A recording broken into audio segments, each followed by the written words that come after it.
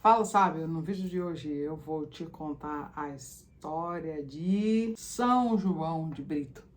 Sabe por quê? Porque hoje é dia 4 de fevereiro e segundo o calendário litúrgico da igreja, este dia é um dia de lembrar deste santo. Vem comigo que eu vou te contar a história, uma reflexão sobre a história e um bônus. Vem!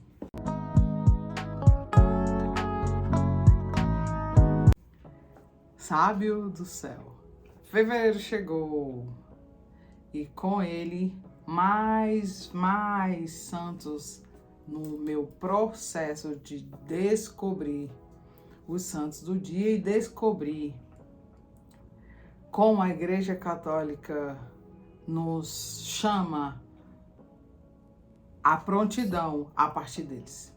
Mas antes de te contar o que eu venho aprendendo com este santo do dia, que é São João de Brito, eu quero te convidar para participar do meu evento online no próximo dia 8/2, aqui no YouTube mesmo, para você saber como viver vida mais saudável através da leitura diária. Isso mesmo que você ouviu. Não é que a gente vai ficar contando caloria na aula, não. Nós vamos aprender como viver vida mais saudável através da leitura, pensando neste processo de leitura e avançar. Você é meu convidado, vem, o link está na descrição, se inscreve, eu te espero lá. Este santo, gente, tinha desejo de ter vida religiosa desde criança. Então ele foi crescendo nesse processo. Quando foi ordenado, se juntou a um grupo de outros homens e foram enviados para a Índia para pregar o evangelho. Pregaram o evangelho, foram um grupo de 27 frades que chegaram na Índia e pregaram o evangelho. Ele teve que enfrentar os brahmanes lá na Índia. Sabe por quê? Porque ele, cada vez que pregava o evangelho, convertia muitos indianos ao Cristo e ao poder do evangelho. Gente do céu, que cara é esse, hein? Poderoso, não? Sabe como este santo foi martirizado? Ele teve seu corpo partido em pedaços. Vou agora ler aqui uma parte do texto que está nesse livro aqui, que está na descrição para você comprar e ajudar o canal. E você vai ver os detalhes. Veja. Levado à presença do príncipe de Marava, foi condenado à morte por pregar uma doutrina religiosa estranha aos seus domínios. Foi enviado depois para o Gur, onde se consumou seu martírio, pelo estralhaçamento do seu amado corpo. Cortaram-lhe primeiro a cabeça, depois os pés, e suspenderam o tronco com a cabeça a um poste, no local onde estivera antes do martírio a orar. Após o recolhimento dessa oração, disseram a seus carrascos: podeis fazer de mim agora o que quiserdes. Forte a cena, não é, gente? Agora também quero te dizer que esse santo, ele tem uma ligação com o Brasil, bem curiosa. Tá relatado aqui no livro essa ligação. O pai dele teria sido o primeiro governador do Brasil, vindo de terras europeias. Curioso, não? O nome do pai dele era Dom Salvador de Brito Pereira. Qual a pergunta que eu me faço ao ler essa história? Qual o sofrimento que eu aguento para falar do evangelho que me ganha o coração? Vou contar para vocês. Tem muita gente que me diz: Milena, fica mostrando nas redes sociais a sua vida, os lugares onde você vai, as comidas que você come. Isso dá glamour e atiça as pessoas para terem a sua vida. E eu continuo insistindo em falar dos livros que eu leio e dos livros que eu leio que levam ao bom e o belo e o louvável.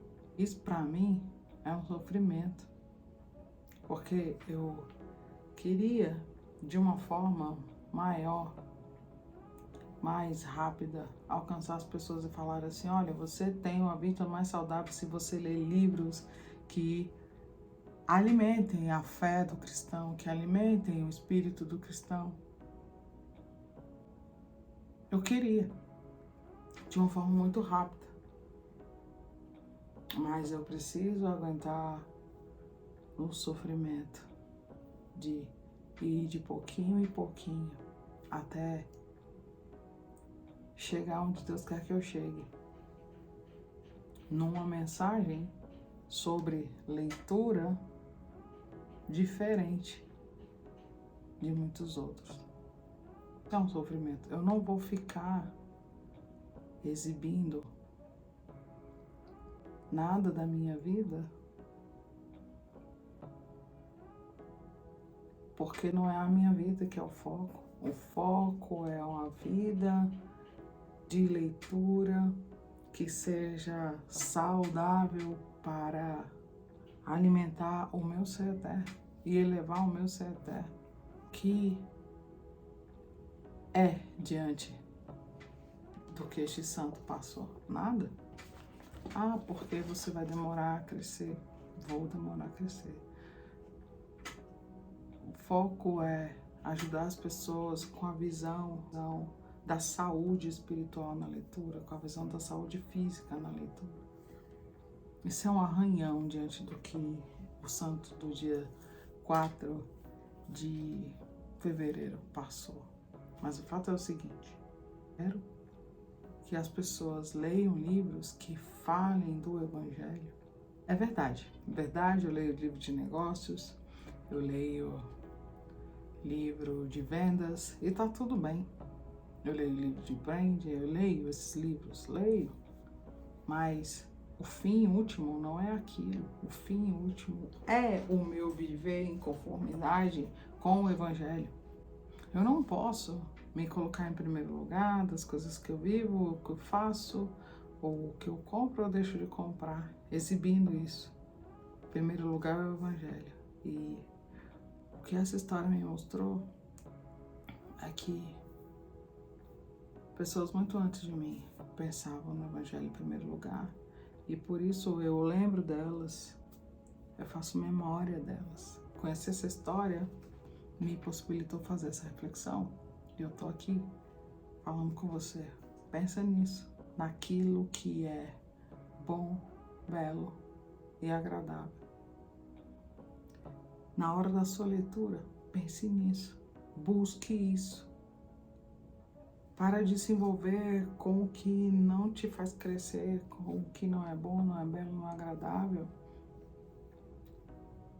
Não visa o ser eternal, o amor eternal, a vida eternal. Agora quero conversar com você sobre aquele bônus que eu deixo para o final. E o bônus está ligado a essa frase aqui do livro, ó.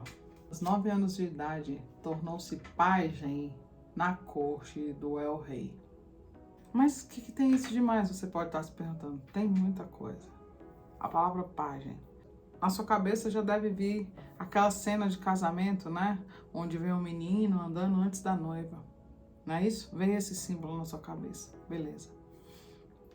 O pajem, no casamento, tem essa função, né? De introduzir e tal, com uma energia. Todo mundo fica rindo de como as criancinhas se apresentam e tal. É uma espécie de mensageiro, né?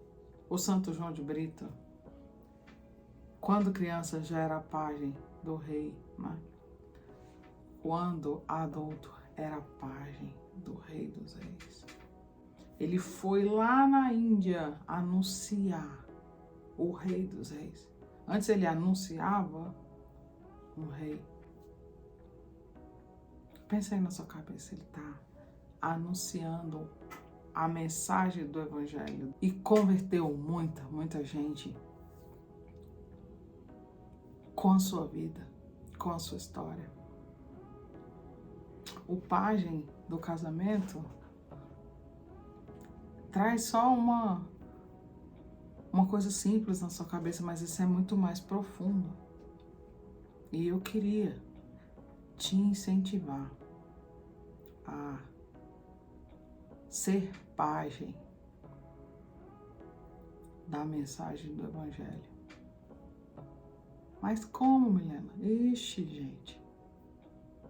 Fazendo o que eu faço aqui, por exemplo. Leia livros e compartilhe sobre livros. O que eu aqui no YouTube faço? Eu sou a página, né? Entre aspas. Eu assumo a função de página aqui no YouTube e te apresento a mensagem de um livro. Por exemplo, desse aqui, ó. Eu tenho um compromisso, gente. Eu não vou apresentar... É um compromisso comigo mesmo e com o Criador de todas as coisas. Eu não vou ser página de uma mensagem que fira o Evangelho, que destrua a mensagem do Criador. Eu não vou prestar serviços a uma mensagem que fira o Criador. Entende? Você pode fazer a mesma coisa. Escolher um livro, lê-lo, resumi-lo e ser página dessa mensagem para alguém. Ah, Milena, eu não tenho coragem de ligar a câmera e falar no YouTube. Fala para um amigo do trabalho, fala para um primo da família, fala para um conhecido sobre um livro. Sabe para quê? Para atiçar aquela pessoa, ligar a curiosidade dela, para ela se interessar por livros e leitura. Sabe por quê? Porque na escola nós não tivemos isso. Eu quero propor esse desafio para você aqui, a partir da história desse santo. A partir dessa palavra página, te chamar isso. E eu gostaria de ver escritos nos comentários agora. Se você chegou até o final do vídeo, escreve aí, hashtag página de leitura. Página de leitura. Escreve. Eu vou gostar muito, muito de saber que você decidiu, depois de ver esse vídeo, depois de saber a história do Santo do Dia aqui comigo, no Me Livros, você tomou essa decisão. Ler um livro e falar sobre ele para outras pessoas. Falar o que é bom, o que é belo para você e que é para alguém. Faz isso, hashtag página de leitura. De leitura do bom, do belo, do agradável, do lindo, do eternal. Beijo, gente. Tchau. Escreve aí, eu vou gostar de saber.